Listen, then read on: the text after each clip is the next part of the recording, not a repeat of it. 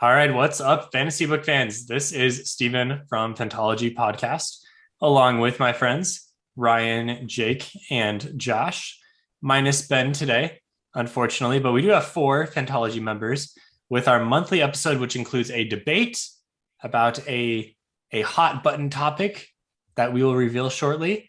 And then we're going to just do briefly kind of what news happened in the past month. And then we will be doing our top three in science fiction and fantasy. This month is going to be top three funniest characters. So be ready to laugh, right? Oh yeah. You always laugh with my picks.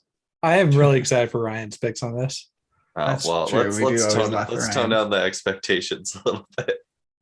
Didn't you choose Gollum as your sexy character last time? Or actually that was Jake, I think.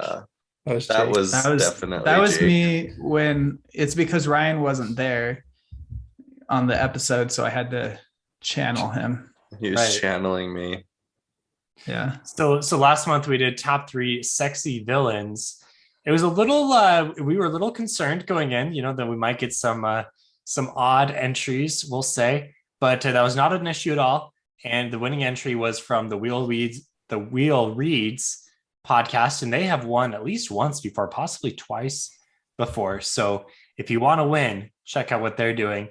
Their winning entry was Lanfear from Wheel of Time, obviously, Loki from Marvel, and Sephiroth from Final Fantasy.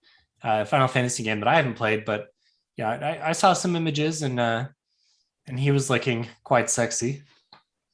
I think he's definitely got like his shirt undone, so you can see a lot of his skin. Right.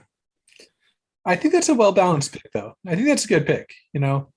It pulls in the Wheel of Time, which frankly, I think on our polls you have to do if you're going to win. You need one Wheel of Time entry. So, Yep. and Lanfear is not a bad choice for that. And then you get another mainstay villain, and then you bring in a little bit of an underdog with the Final Fantasy pick. Little indie pick there, but it I worked like out it. for him. Yeah. Although I still think that Grendel is the sexiest of that little band of baddies that I But forget their I name. feel like Forsaken. Yeah. The Forsaken. That's like her. It's interesting because that's like Grendel's defining characteristic, right? But Mhm. also Selene Lanfear is introduced first, and her, like, it's one of the first things you know about her as and well. I think that her advances on Rand is like kind of what makes her like increases the sexiness, is that she's like tempting him, she's like a seductress versus anyway. Mhm. We don't want to get too deep into spoiler territory and stuff here, but Clearly Josh was turned on by Lanfear. I mean, come on, what teenager is gonna reading a description of Lanfear? It's like, all right. All right, so that was last month. Interesting to see the actress that they have portray that. Yeah, I don't think we've heard anything about Forsaken acting, right, Jake? Mm. Casting? No, I guess the only thing we've kind of heard is so for a Q&A, someone asked if Forsaken were in season 1, and the answer was it depends on how much you know about Forsaken. Oh yes, you have to like know where to We're look. not- I don't know if we want to get into spoilers here, but I think there's a pretty obvious one, but a lot of people are reading into it to be a little trickier than I think it's meant to be. But All right, we will gauge the sexiness of the Forsaken if we can spot them. Okay, so this month we're doing top three funniest, but before we do that, we're going to get into our debate topic, a new thing that we've been doing for the past couple months, and the topic this month is: do audiobooks count as a legitimate way to read a book? Does listening to an audiobook count as reading the book in the same way? All right. okay, I will take the position that audiobooks do in fact count. So Jake and Ryan are arguing for yes, and Josh and Stephen, myself, are arguing for no. And this is kind of separate from our actual opinions. We're trying to, stir up some debate for sake of debate. It may or may not be what we actually think, but we're going to try to bring some points to the table because I think the whole, way that you consume a book is something that comes up a lot in these circles, right? Yeah, and Real quick, I think what I want to hope to get out of these debates is decrease some of the toxicity that happens in like the just fantasy fandom as a whole. I feel like, I want to bring some like, okay, if somebody thinks something different than you, that can indeed be valid, and you don't have to like think, get on them for, having a different opinion than you. So I kind of want to like reason out some of these with like good arguments, even if that's not where I personally fall. I want to just present some good arguments so that, because I think that kind of decreases the overall level of toxicity on like forums and stuff. But that's true. But if there are people who are getting toxic over this particular debate, then people do, man. Serious issues. People, yeah. I've seen, yeah. I mean, most like big booktubers I've seen, like Daniel Green has a video about this. I think like Murphy has a video about this. Most YouTubers have like at least like broached the subject because gatekeeping. Yeah. Anyway. Okay, so I'll kind of moderate a little bit, but try to stay true to my side of the argument. But should we get started with some opening statements, as we as we do in these debates? So does the yes side have an opening statement? We will receive. So go ahead. You will defer to us. Yeah. Okay, Josh. Do we unless you have something, Ryan? Yeah, I have something working up, but I'm not ready yet. Stephen, I think you have this for the opening statement for us. Okay. Tim? Okay. I don't have a statement written out per se, but I'll see how well I can kind of craft this together. So the whole argument against audiobooks is going to center around the idea of, I have a hard time believing that if you only listen to an audiobook, you are getting the full experience. Because when I listen to audiobooks, and maybe, feel free to tell me that I'm listening to audiobooks wrong, but when I listen to audiobooks, I have a hard time of maintaining my focus the entire time I'm listening. My thoughts will wander, etc. I'll be multitasking sometimes, perhaps, which is maybe just a bad strategy in general for listening to audiobooks.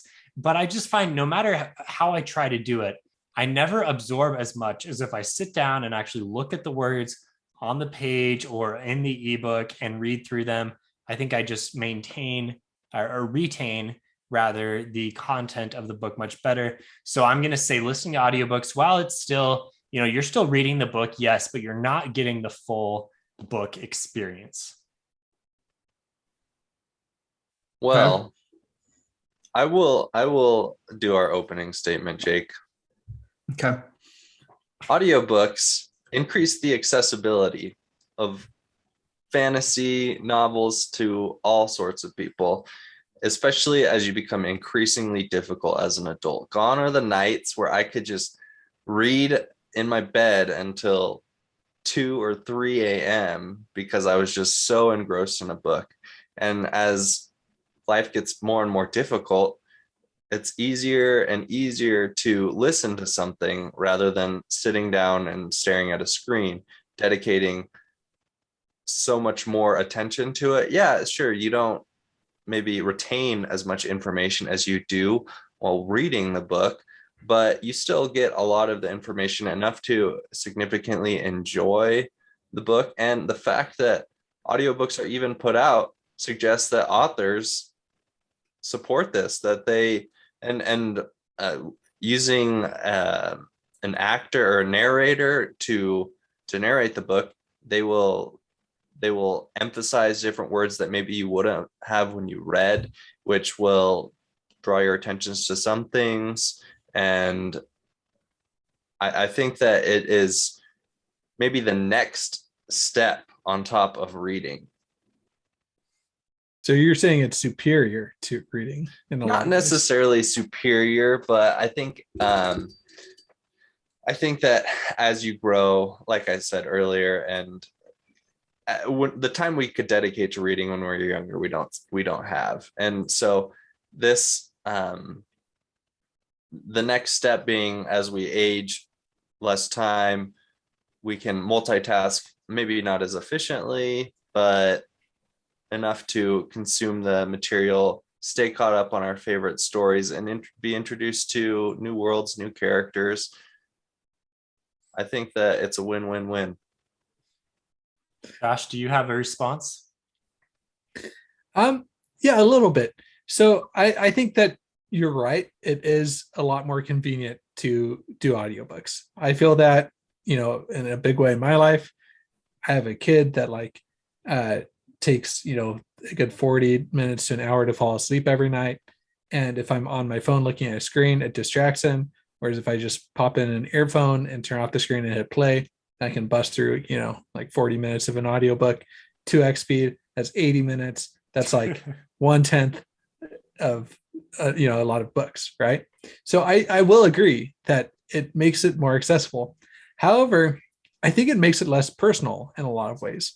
When I read a book, read the words on the screen or on the paper page, I develop my own kind of internal mind's eye of that character, and I imagine out the setting in a lot more detail. When I have that it's spoken to me, I still feel like I have an understanding of who that character is, but a lot of my perception of the character comes from the voice actor that's narrating the book. And I don't think that's always a bad thing. I think that we've talked about some incredible talent, like Stephen Pacey, he just, but now whenever I think of, it's kind of like when I see an adaptation, whenever I think of, Harry, I kind of think of Daniel Radcliffe now, right? Whenever I think of Glocta, I hear like Stephen Pacey's Glocta voice in my head. And so that becomes like a defining characteristic of that character. And so that, I think, for me, takes a little bit of the personalness. That's not a word, but what I mean, that comes from reading a book. I have rebuttal to Stephen's opening remarks and Josh's statement now. Bring with it on. Additional support to mine and Ryan's side. So addressing Stephen's point of you're not retaining enough when you're listening to an audiobook because your mind can wander, etc. I think that's 100% true, but I don't think it's exclusive to listening to audiobooks. How many times when you're reading a physical book are you skimming the non-dialogue sections to get to the next part because you're excited? You're doing like the skim reading, like, okay, I'm just gonna what's the gist going on here so I can get back to the action. I feel like a lot of people do that when they read, which lends to that. It causes that same effect of you're not retaining a ton because you're skipping through stuff. You're skim reading more. I agree with you. I think I definitely do that when I read. However, if you're reading on the page, you have the ability to easily just go back and I know I didn't understand this. I'm gonna look back up the page. It's a lot harder on the audiobooks. You got to grab your device or whatever, tell Alexa to go back. It's tough. It is harder, but it's still doable. So it being harder doesn't mean audiobooks count less. It means that's a con of it in terms of its accessibility. Ryan mentioned the accessibility of being able to, you don't have all the time in the day to just sit down and read, and audiobooks let you read more. Going back is harder than when you're reading a book, but it's still doable. I do it all the time. If I'm listening to a book the first time instead of reading it, I have to re-listen to chapters sometimes. And that's just part of my experience.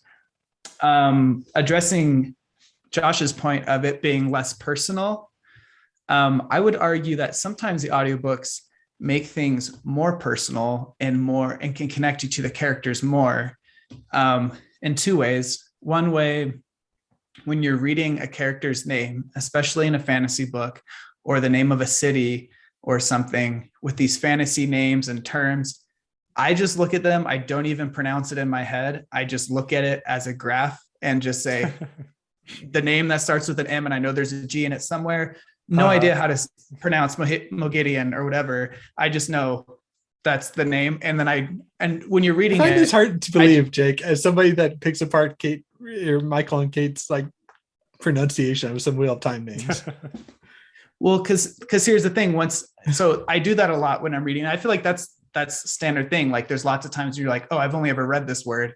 Like before Lord of the Rings became a movie, I think I pronounced Gimli, Gimli, and Hermione, I pronounced it Hermione. You get things wrong. And then also you just if it's more complicated than that, I just don't even try to pronounce it. I just look at the word and I see it as anything over 4 syllables, you're done. Yeah, I'm just But when you have the yeah, Tiller, World of Dreams. But when you have the audiobook, they pronounce it for you. And I think it brings that stuff to life more. It makes you have a more personal connection with those characters and places because you can more easily say it and you recognize what it is. So that's my counter to Josh's point. And then a support I'm bringing to our argument is since the inception of stories and storytelling, an audio medium was the very original. So you can't say audiobooks don't count and are lesser than a written form when they are the very original and first storytelling methods as a human society. Jake's bringing it back to the oral stories. The oral tradition. Side note A true born man only listens and would never read. Side note B,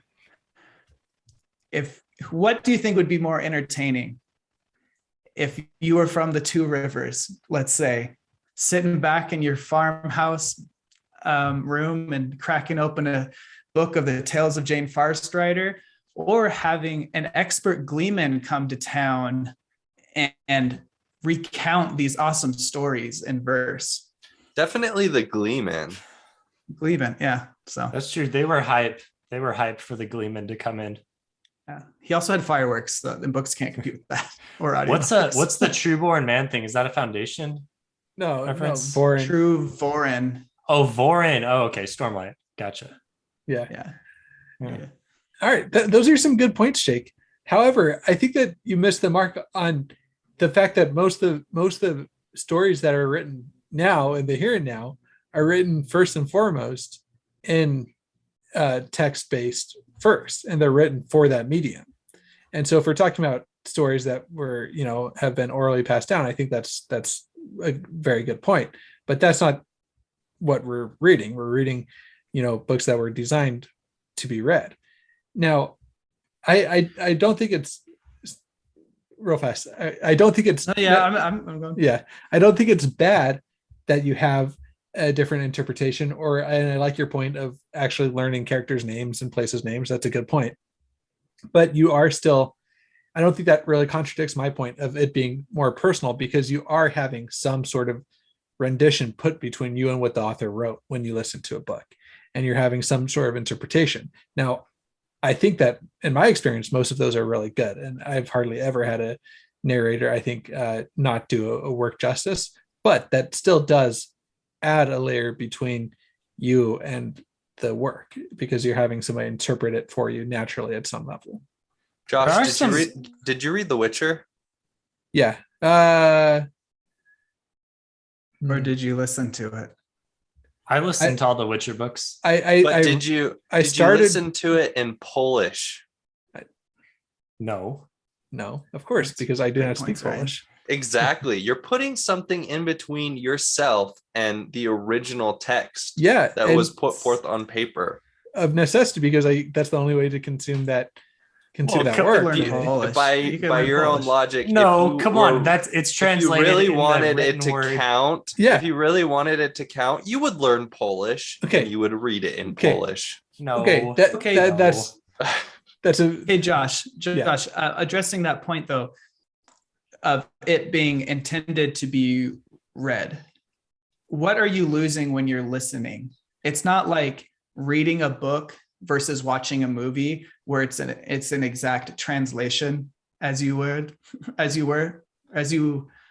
whatever that phrase is, as you will, from from book to movie, where instead of reading there was a greenhouse, you see a greenhouse. It's not like that. It's where there was a greenhouse, and you, instead of reading there's a greenhouse and hearing that in your head, you just hear audibly there was a greenhouse, and then you still imagine it yourself. So you're not losing. I agree that there's the added layer to it. I think there's an additive nature to it, but there's no detracting nature or changing. You're still getting exactly what the author wrote. You are getting a change. I'm not saying it's as big of an adaptation going from an audiobook to going from a book to a play. I think it might be almost like going from a screenplay to a play, where everything's written out, and if it's done well, then it's going to be, verbatim. But you are getting another person's interpretation of the character in terms of their voice, in terms of how they're going to say, in terms of how even they're going to say things, right? Like a good example, I know this isn't a movie, but when Dumbledore in the Goblet of Fire, what's that when he's all mad at Harry when he pulls his name out of the hat? Put your name? Yeah, like he's like furious, but it's almost word for word what it says in the book, but the way that he explains it like changes the way you look at Dumbledore in that moment from the book to the movie, even though it's like verbatim the way that he says it. So I think that there are the way that narrators wouldn't get that in an you wouldn't get that because it literally says in the book Dumbledore said calmly, so you wouldn't get a narrator who would do the exact opposite. Okay, that's an extreme one, but there are things where a narrator is going to intone things or say things in a way that you wouldn't when you were reading it in your like mind's eye, right? I have an example too, since narrators use different voices for different characters, really skilled ones. There have been times, I can't remember off the top of my head exactly when, but there have been times where a character's identity was supposed to be withheld for some time, but because you were listening to it, you heard the voice, and so you knew who it was before maybe the author would have really wanted you to. So it was a little strange when it's like, oh, it's revealed it's like this guy. It's like, well, of course I knew it was this guy. I heard his voice. I think that happens very rarely. And if anything, for sure. I'm just reaching for examples here. It's a testament to the narrator's skill, if you can identify different voices that they do. Because if I tried to do 5 different voices, you'd be like, these are all sounding really weird or very similar. All right, let's do closing. Any more bits, or do we just want to reiterate for closing statements? I just want to say that if audiobooks don't count, then the last 3 years of reading for me doesn't count. Yeah, same. I'll end by saying I think most of us start our reading journey with an oral rendition, having our mom or dad or siblings read a book to us. And so I think, again, like that is not a cheapened version of that. So I still think you're missing stuff with audiobooks. And I think it with myself when I listen to books. And since Ben's not here, I'm throwing him under the bus because that guy does not know the names. We didn't even talk about that. Yeah. Ben does not know the names of any characters. That's a direct book he listens to. It's a direct argument against your name name thing, Jake. That's more an argument against listening to a book at 2.5x speed than an audiobook. I think that if you listen to an audiobook at 1x speed, you're going to get probably 90 to 95% of what you would read. So responsible listening required. If Ben tried to read a physical book the way he attempts to listen to books, that's not he would true. have the same issues. No, I mean the same thing where he's just like scanning the page and just like reading through. He's not going to remember people's names. First of all, I think we're giving Ben a hard time. Both Ben and I have a really hard time with names. Like even in life, I have a note in my phone where I have to write down people's names and a description of them because I just have a really hard time with it. And since Ben's my twin, I'm going to do some twinism where I think that's just something that we have a hard time with. Good defense. What does my note say in your book, Ryan? Tall, bearded, and handsome as heck. Let me just make my closing argument real fast. My actual preferred way to consume a book, and I don't usually do this because it's just hard, is to both be reading and listening to it.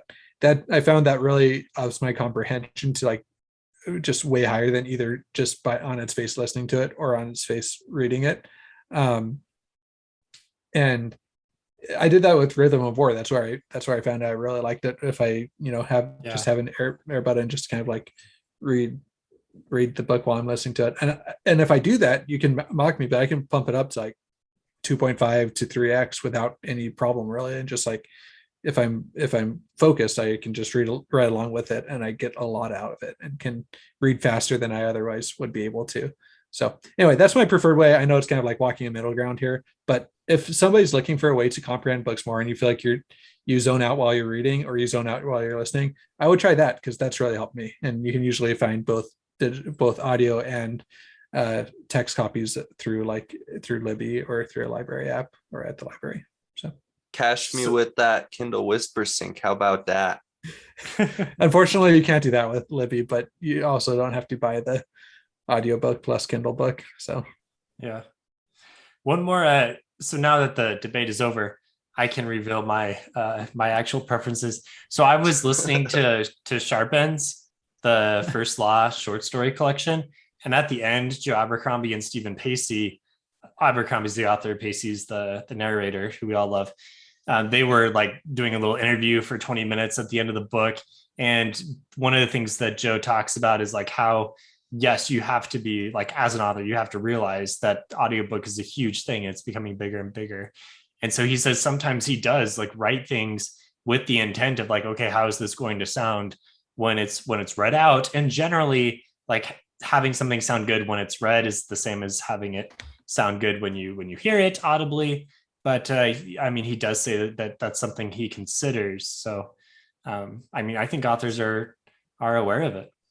I really like his prose. So yeah. Oh yeah. I was going to say that's interesting. We had a member of our Discord, NC Towns, post a screenshot of, I don't know, an Abercrombie book. I can't remember which one it is, but where it was basically like, it said, someone said something and it said, like, instead of saying he said, it was he gurgled as if he had like rocks in his throat, or he had like some very complex description. And NC Towns was like, is this just like a challenge, like written just to be a challenge to Stephen Pacey specifically? I could see it. That's funny. What are you guys' thoughts of authors reading their own books? I think if they're really cool. Only if they're good enough, though. Like, even so, Abercrombie reads one of his short stories in the Sharp Ends book. It's called Freedom. It's related to Red Country, and he does a decent job. Like, he intones stuff dramatically, and you can tell that he's really trying, and he does a good job. He has a nice British accent, so it sounds good. But you're also like, after having listened to Pacey before and after, you're like, yeah, this is nowhere as good. Like, there really is a lot of skill to an audiobook narration.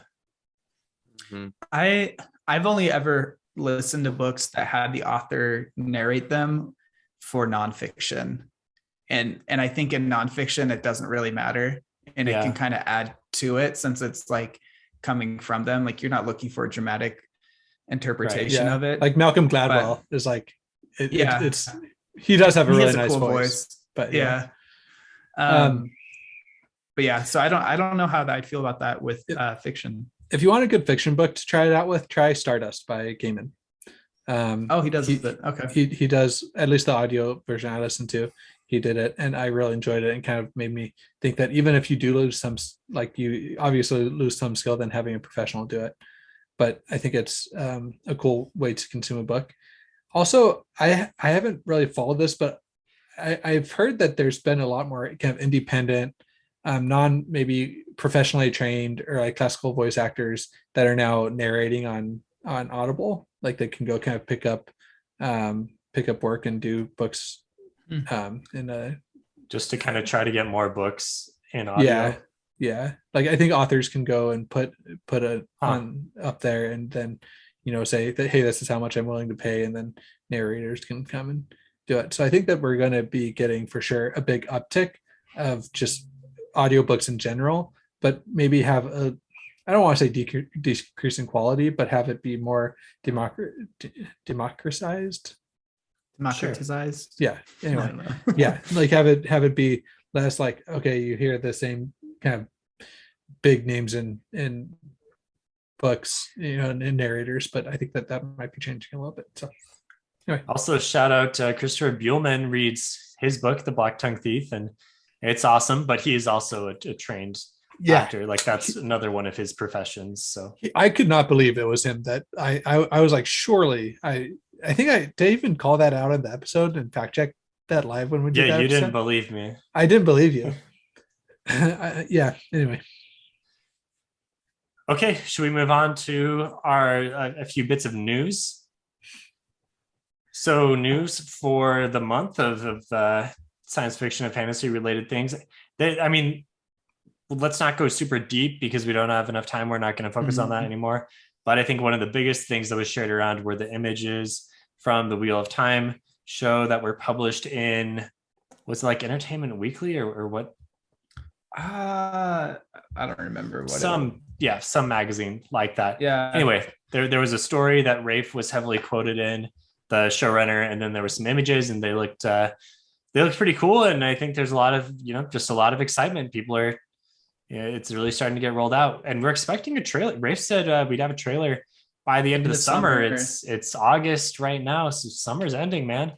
I think summer ends September 22nd. 22nd, yeah. Technically, I think that's when fall starts. So, okay, maybe September 21st. We know that we'll be getting the show. We know we'll be getting the show in November, so we can wait until then.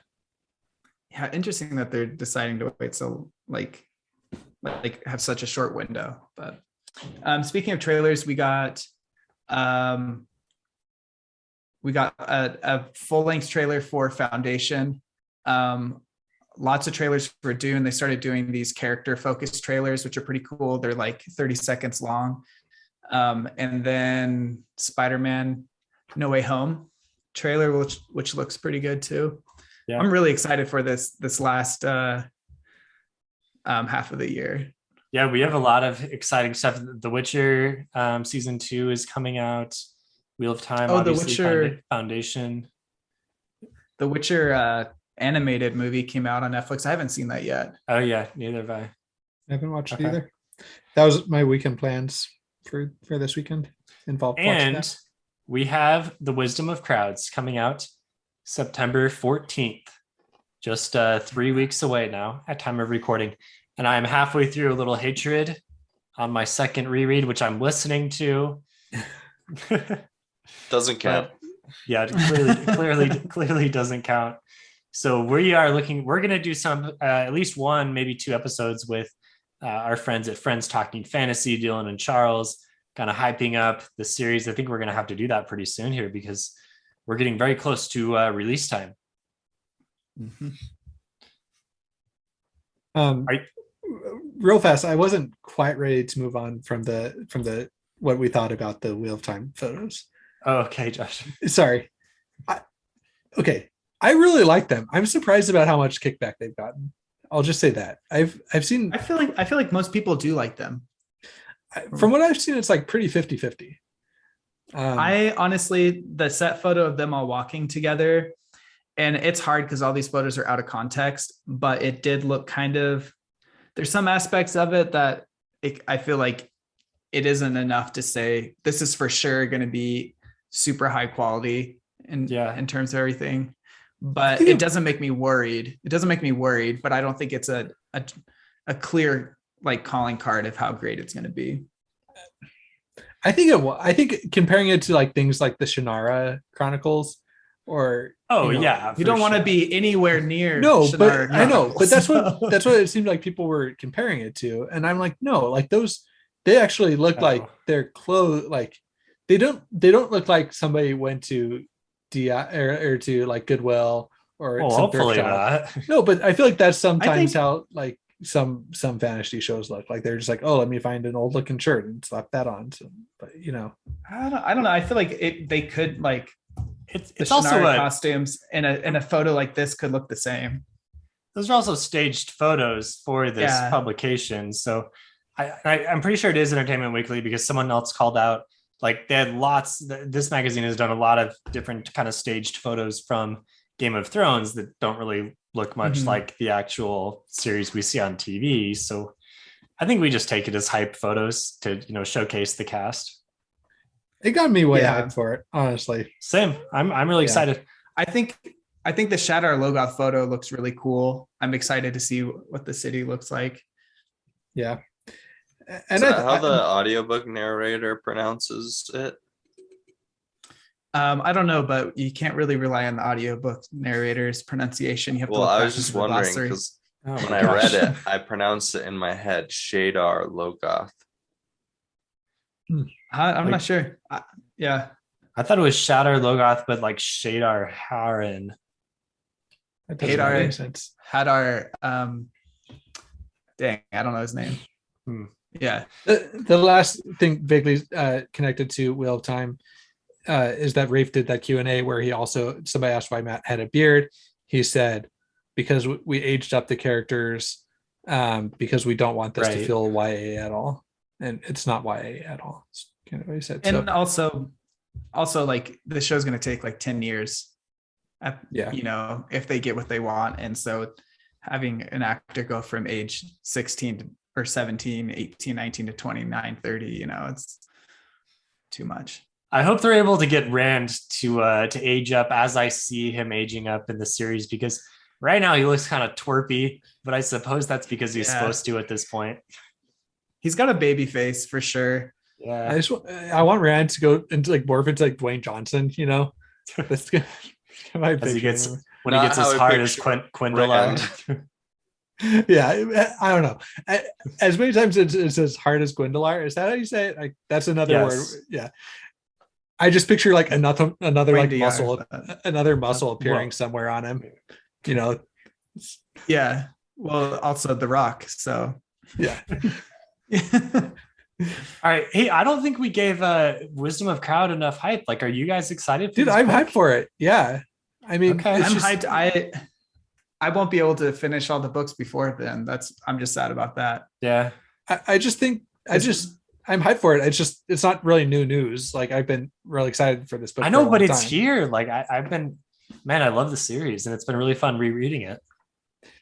This is probably my top 5 favorite series, just so you know. Like I'm hyped for it. It's probably in my top. It's my number 3. Wheel of Time and Stormlight occupies slots number 1A and 1B and probably will, I don't know, forever, but First Law is definitely there. Yeah. Yeah, there's no way I can read 4 books in the next 2 weeks. No, and then also finish Foundation.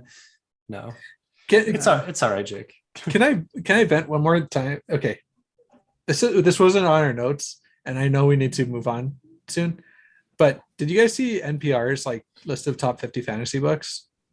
I know it was posted on the Discord. Oh no, is this another top list of fantasy books? Yeah, this happens every few months. And so this was like I was I don't know. It looks like a list that's really full of itself, like really pretentious, if that makes sense. Like they didn't include in the editor's note. They didn't include any Sanderson because they said that they did the list once in 2011, and the books had to come out between 2011 and 2020 or 2021. Wait, like they didn't include Sanderson? Top 50 in the past 10 years has 0 Sanderson? Yeah, because they said that they included him on the last one. And so they didn't. The fantasy subreddit has Brandon Sanderson as number 1 series. I think you need to. I think you need to take the intent into context here.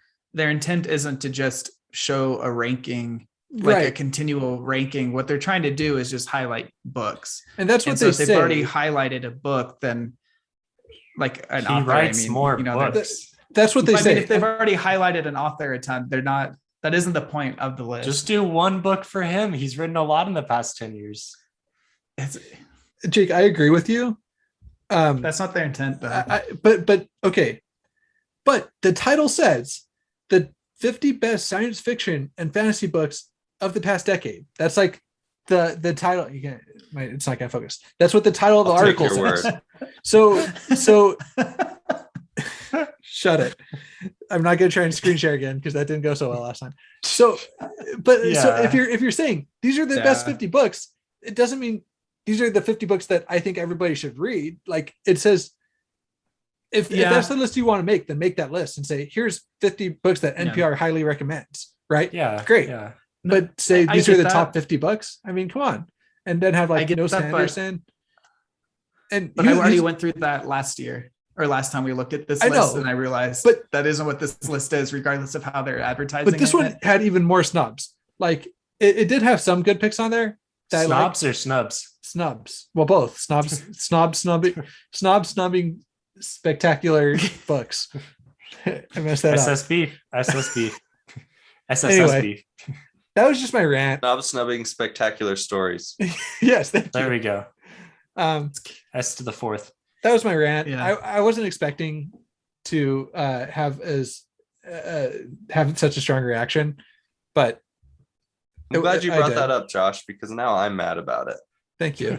So am I. I didn't know anything about it, but I got quite upset. Freaking NPR, man. Freaking NPR. They are. Stick to politics, dude. Stay out of fantasy. All right, we got to move on. So I did want to mention Fantology news. Steven, myself, I will be the dungeon master in an upcoming series that Friends Talking Fantasy is doing. We're going to be doing we'll see exactly what the what the cadence of releases are, but Dylan and Charles have lined up a few fun people in the community to play Dungeons and Dragons. So I will be running that with them, and you can look forward to some fun episodes there. Hopefully it's good. I don't know. I feel like I could be a pretty fun dungeon master if I have my mindset to it. Dear listeners, Steven is a great dungeon master. I've enjoyed any campaign that he has DM'd. He's the best DM I've ever played with. And this is, I've DM'd one campaign before. And I've played in one full campaign, so we'll see how it goes. But definitely tune in, because if nothing else, it'll be entertaining. All right. I'll be there. Good hype, Steven. Okay. Yeah, I wasn't planning on revealing the lack of experience there. Thank you, Josh. So let's do top 3 funniest science fiction and fantasy characters. All right. Who wants to start us off? This is going to be, so if you're listening for the first time, this is going to be we're submitting a few ideas for entries we don't actually enter, but then we send this over to Twitter. You can enter on Twitter with your entries, and then you go into a poll, and we do Twitter poll battles every day until we have a winner. That's how this works. So tune in for some of our picks, get some ideas, and then send us your entry. I don't think I'll take anyone's choices on this one. I'm going to start with Guy Fleegman from Galaxy Quest. He's the guy he's the only one who's scared because he was just crewman number 6 in the original show, and he died in the show. And so he's like, the show's coming real. I can't be here because I'm just going to die. And he's always like, did you guys even watch the show? And really good character. Is this the movie with Snape? Yes. Okay. Yeah, he's portrayed by Sam Rockwell. Okay. Not Snape. Right. Snape. Yeah, that doesn't make sense at all. Okay, number 2, I'm doing Marvin, the paranoid android from the Hitchhiker's Guide series. Just such a cleverly written and sadly funny character. And then number 3, I feel like even though I recently talked to a big one of the moderators of the First Law Discord, and he isn't a fan of him, but I like Casca. I just finished Best Served Cold, and I really liked him in that. He took mine. Oh dang! I didn't think anyone would choose him because of at least Nicomo Casca, soldier of fortune, famed soldier of fortune, famed soldier of fortune. He was such a breath of fresh air in that book. I really liked him. He is coming for dinner. It's a good part. Best Served Cold. Keep on reading the books, Jake. Yeah. Wait, was that best? Oh, that was Best Served. He was very good in Best Served Cold. I agree. Yeah. I thought you were referring to another book. I think Jovi's criticism is that he was kind of a prick the whole time, and he was. And all the characters. What made him? Yeah, just keep reading though. That's what made him so funny in that book, in my opinion. And his interactions with Friendly, I thought were so funny. But so yeah. Was that 3? Okay, yeah, that was 3. That's 3. Yeah. I think also we are probably remiss because none of us have read any Terry Pratchett. And I know Discworld is really funny. So I'm sorry if you're a big Discworld fan. Definitely send us your entries, though, because I know it's a great series. We just haven't got to it yet. Jake's quoting of movies made me realize I didn't even think about any fantasy movies. And I feel like humor, at least for me, comes across a bit funnier with the visual medium as well. Yeah. And so I don't often laugh out loud when I read or listen to books like I do when I watch movies. Are you about to submit Free Guy? I thought about Free Guy. What a funny movie. Just Guy from Free Guy. Yeah. Or his friend. What's his friend's name? Dude or Buddy? Yeah, Buddy. Yeah. His friend who works in the Buddy bank. was really funny. Yeah. Okay, who's next? I will go next. Ryan. My number 3 pick is going to be Iskral Pust from Malazan Book of the Fallen. I'm not sure if you guys have encountered Iskral. Yeah, he's in Dead House Gates. Yeah, he is. Okay. Yeah. He's high priest of House Shadow. Well, right. He's really funny, and he gets funnier. And his relationship with his wife Magora is hilarious. The spiders. Yep, she's a diverse who turns into spiders, and he's got a very interesting personality, and he comes around at some funny times, and he has a lot of surprises in him that I will not spoil for you guys. Thanks for the reminder to read more of Malazan because I'm falling behind. You fell behind. As always. I'm just too much to read.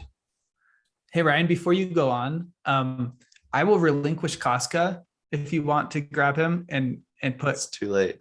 Krepa, I think that's how the audiobook pronounces. Krepa. I think he's hilarious from the 1, maybe 2 books I've read of him. That's an instance actually of the audiobook thing. There was a character in Dead House Gates who I don't think was named, and the way he acted and the voice made me think it was Krepa, but it wasn't ever explicitly stated. Anyways, but yeah, I was torn between Iskral Pust and Krepa, but I decided to go with Iskral Pust. My number 2 pick is going to be Wit, who he brings a lot of humor, and he is all across the Cosmere. And I guess I don't know. There's not much to say about Wit other than, or Hoyd. If you know him, you know him. He's in a lot of different places, and I think it's fun just to watch him pop up in different books in different contexts. And my number 1 pick is going to be Stick from Words of Radiance. Just a very defining character. Shallan would not be the same without it. It is a stick. I am a stick. Yep.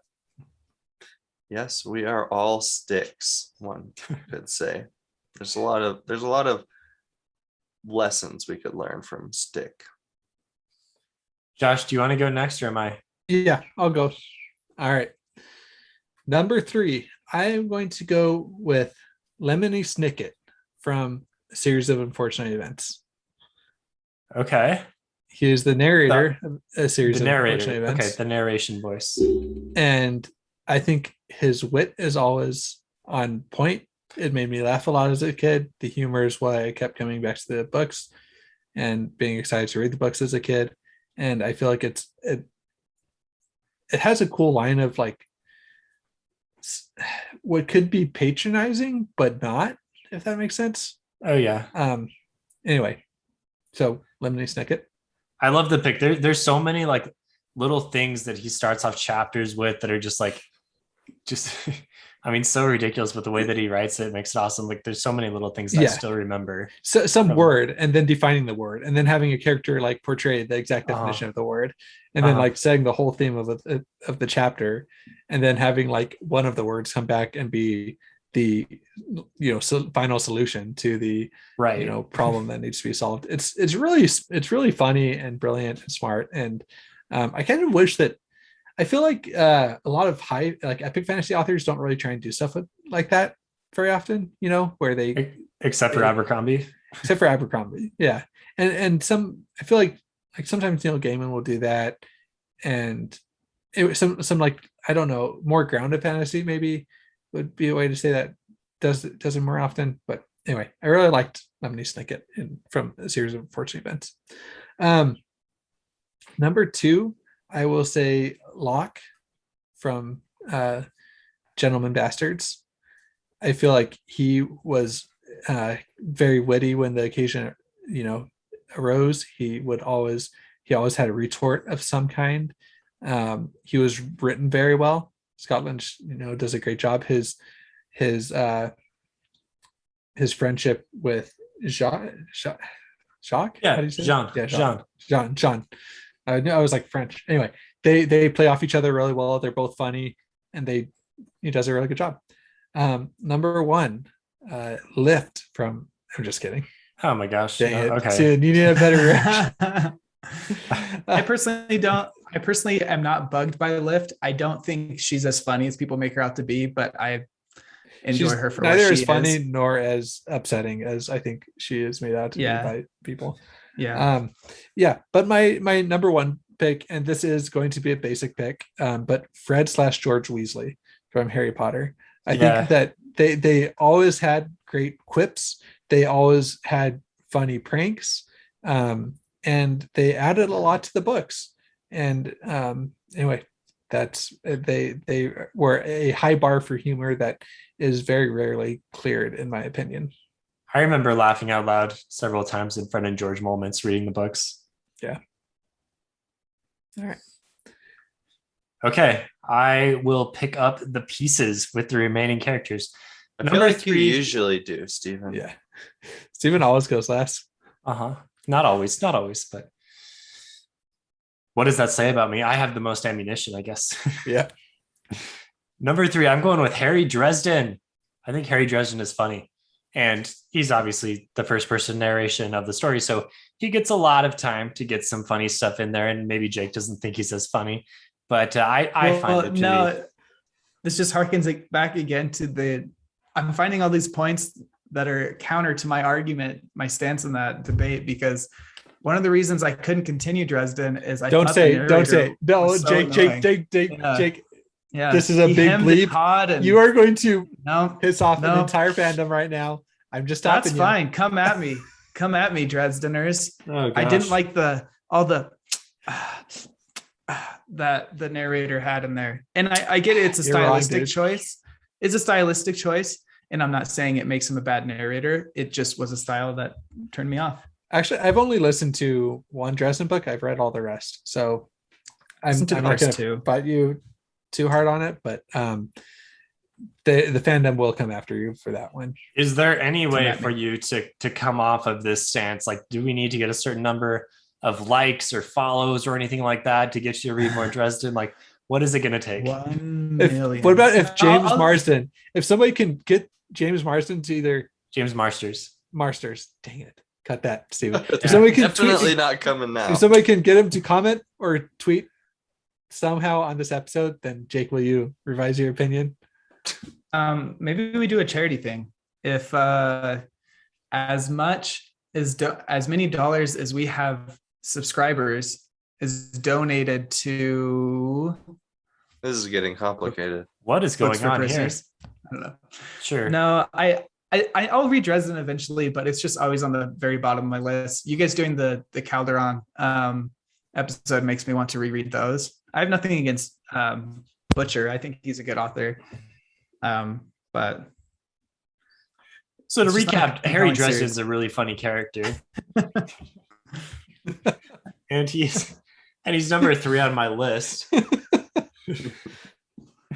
I'm gonna go. So number 2, I'm going to my favorite book, Name of the Wind. I'm going with Elodin. Wait, Elodin? How do you say his name? This is the thing. I don't know how to say his name. I say Elodin, but I haven't listened to that book, I don't think.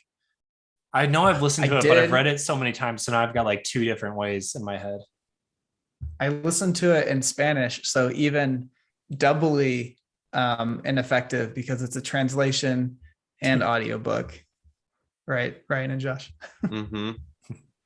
All right, so he's your master namer. I would go with Elodin. Okay, Elodin. I thought Elodin it is. He's our master namer and has some very quirky and funny moments, and I think does a good job to kind of add some levity to a book that can be quite bleak at times. Number 1, like, can I just choose Joe Abercrombie as the character? That's what I did with Lemony Snicket, Steven. I mean, it's a little Lemony different. Snicket I know. So it works in for me. Series. It works for me, but it does not Okay, work for I have a working theory that Swillian Swarbrick is supposed to be Abercrombie's writing himself into the series. You haven't met him yet, Jake. He's in Red Country, but like his voice is just so hilarious throughout. But maybe I'll go with Glokta because I think Glokta kind of embodies the most opportunities we get for Joe's wit to come out with his internal monologue, and it's so dark. It's so dark, but it's so funny at the same time. So I enjoy Glokta's character a lot. And even when bad things are happening, I find them to be funny because Abercrombie just messes with your mind like that. Can I put out a big snub that I'm surprised nobody came out with? Okay. Tyrion Lannister. He is really funny too. Yeah. I mean, yeah, he's also kind of got a dark humor going. Yeah, it's the dark humor. I think Glokta's funnier. Honestly. Tyrion's more likable, but Glokta has better funnies. Any other snubs? Tyrion's a good one. Yeah, I have some snubs. I think Sanderson writes a lot of kind of comic relief. So Josh, you said Lift. I'm not into Lift, but Lopin. But I think Lopin is pretty funny. Yep. Lopin's the same as Lift to me. Wax. It's not. Or Wayne. No, Wayne. Wayne is supposed to be funny. Wayne is not funny to me. Wayne is below both of those. He's supposed to be though. Well, I think Wayne is really funny. pick him. I don't think he's funny at all. Matt, he's more of a detracting factor. Yeah, Matt's got some good funnies. That's funny. Yeah. Matt's funny because he doesn't like. It's not like he makes jokes and is funny. It's just his circumstances and attitude regarding it. Yeah, well, and the whole way that like it's written about fancy. What's that running joke? Like fancy things and tassels and stuff. How he he has. And he doesn't like getting all dressed up like Rand or whatever. But then by the end, he's like the fanciest, most like bougie of any of them. Yeah. I get slight spoilers for how bougie characters get in Wheel of Time. Sorry, guys. I think that's okay. I think we're okay with that. Bougie level spoilers over here. Matt's good. He'll definitely be entered in some. Honestly, the funniest character in Stormlight Archive for me is Pattern. I think Pattern has some funny moments. I enjoy. Pattern's pretty funny. Yeah, I enjoy the humor where it's like there's a character that because of circumstances or like cultural differences or just like they don't have the same intelligence, has some misunderstanding. Like that's a pretty classic way of doing humor, and I always think it's funny. And Fish out of water type thing. Yeah, something like that. Mm-hmm, no one's throwing in Shallan and Sharding. Oh no. I could see that as being funny. It just felt so out of place. I think jokes like that are why I was thinking about this the other day, are why a lot of Brandon Sanderson's books are seen as YA by some. And it makes me think it has a very similar vibe to like anime in general, where you'll have these very serious and mature moments in an anime, but you'll also have these like very childish like humor in it as well. I think Brandon Sanderson writes anime. That's a bad opinion.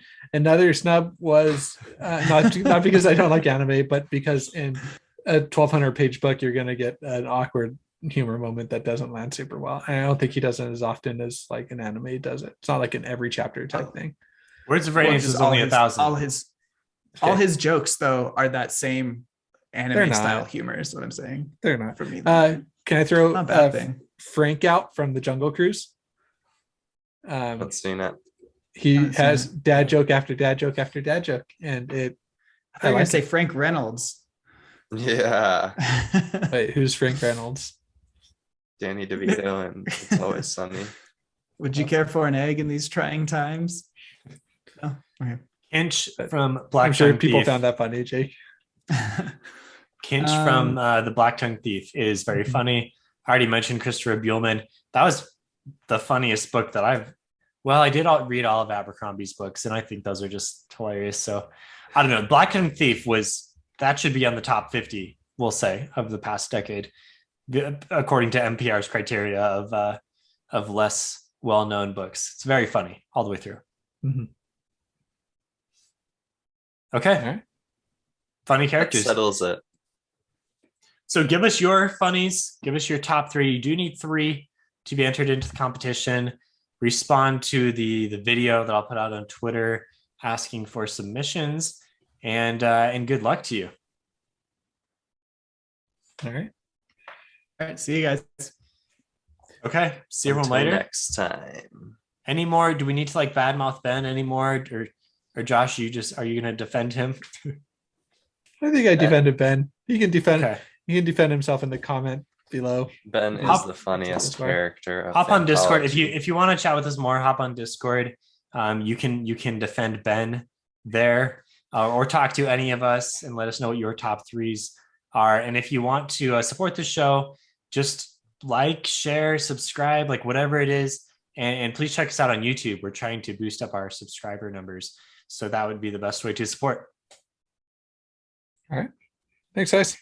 Okay. See everyone later. Thank you for tuning in to another episode of Phantology.